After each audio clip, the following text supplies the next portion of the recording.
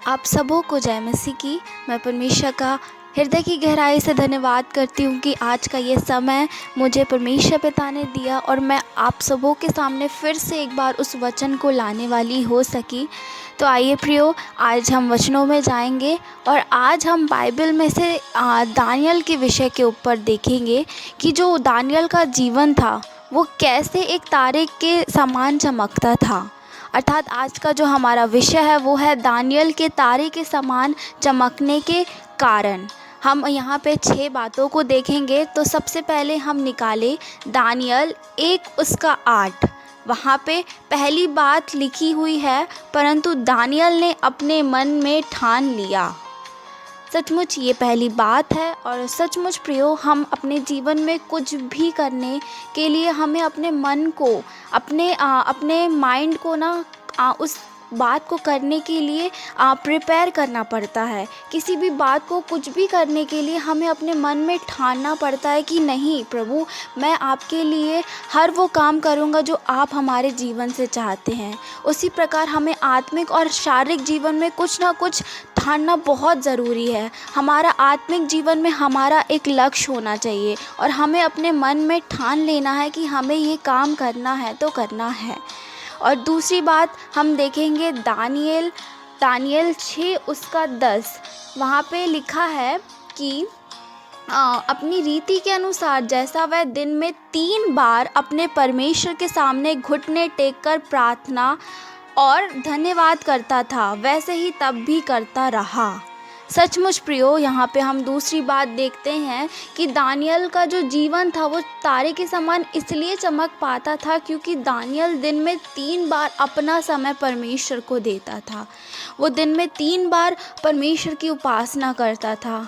क्या हम भी दानियल के समान दिन में 3 बार या उससे ज़्यादा परमेश्वर को अपना समय दे सकते हैं? यहाँ पे हमने दूसरी बात देखा। अब तीसरी बात हम देखेंगे जो कि पाई जाती है दानियल 6 उसका 3 में। वहाँ लिखा है, जब यह देखा गया कि दानियल में उत्तम आत्मा रहती थी तब उसको उन अध्यक्षों अधिपतियों से अधिक प्रतिष्ठा मिली। सचमुच प्रियो, ये तीसरी बात है कि दानियल में उत्तम आत्मा रहती थी। हमारे जीवन को एक बहुत अच्छे मुकाम में पहुंचने के लिए हमारी आत्मा का उत्तम होना बहुत ज़रूरी है। जब हमारी आत्मा उत्तम होगी तब हम एक तारे के समान अपनी लाइफ में परमेश्वर के लिए चमक सकते हैं। तो चलिए हम चौथी बात देखेंगे जो कि पाई जाती है दानियल 6 उसका 4 में। वहाँ पे लिखा है, परंतु दानियल के विरुद्ध दोष उठने लगे, परंतु वह विश्वास योग्य था और उसके काम में कोई भूल या दोष ना निकला। प्रियो, विश्वास योग, जैसे चौथी बात यहाँ पे लिखी है कि दानियल अपने जीवन में विश्वास योग्य था। उसी प्रकार अगर हमको एक तारे के समान चमकना है, अपनी लाइफ में एक सफलता तक पहुंचना है, तो हमें परमेश्वर के साथ, अपने परिवार के साथ, अपनी कलीसिया के साथ विश्वास योग्य होना बहुत ज़रूरी है। हमें विश्वास योग्य होना है, वो परमेश्वर के लिए हमें विश्वास योग्य होना है। तो आइए हम 5वीं बात देखेंगे दानियल 6 उसका 23 में। वहाँ लिखा है, क्योंकि वह अपने परमेश्वर पर विश्वास रखता था। अगर हमारा जीवन, हम चाहते हैं कि प्रभु हमारा जीवन एक तारे के समान चमके, हम लोगों के सामने एक आदर्श का कारण बने, तो हमें अपना जो 5वीं बात हम देख रहे हैं, जैसे दानियल अपने परमेश्वर पर विश्वास करता था, वैसे ही हमारा पूरा विश्वास परमेश्वर पर होना चाहिए। आइए हम 6वीं बात देखेंगे जो कि दानियल 6 उसके 22 में। वहाँ पे लिखा हुआ है कि मेरे परमेश्वर ने अपना दूध बेचकर सिंहों के मुंह को ऐसा बंद करके रखा कि उन्होंने मेरी कुछ भी हानि नहीं करी। इस कारण यह है कि मैं उसके सामने निर्दोष पाया गया।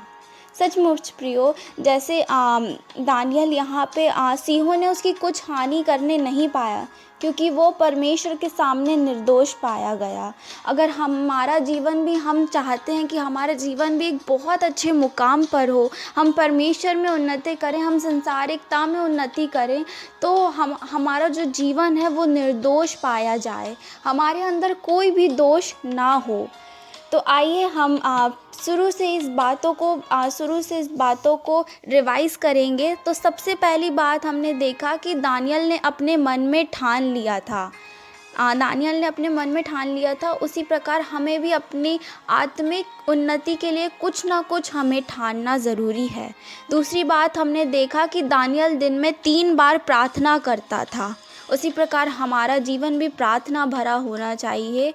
और तीसरी बात हमने देखा कि दानिय्येल में उत्तम आत्मा रहती थी। चौथी बात, दानिय्येल विश्वास योग्य था। वो परमेश्वर के साथ विश्वास योग्य था। और पांचवी बात हमने देखा कि दानिय्येल अपने परमेश्वर पर भरोसा रखता था। और छठवीं और अंतिम बात हमने देखा कि दानिय्येल निर्दोष था, उसमें कोई दोष नहीं था। ये वचनों के द्वारा, इन बातों के द्वारा परमेश्वर आप सबों को आशीष दे। आशा करती हूँ कि ये वचन आपको समझ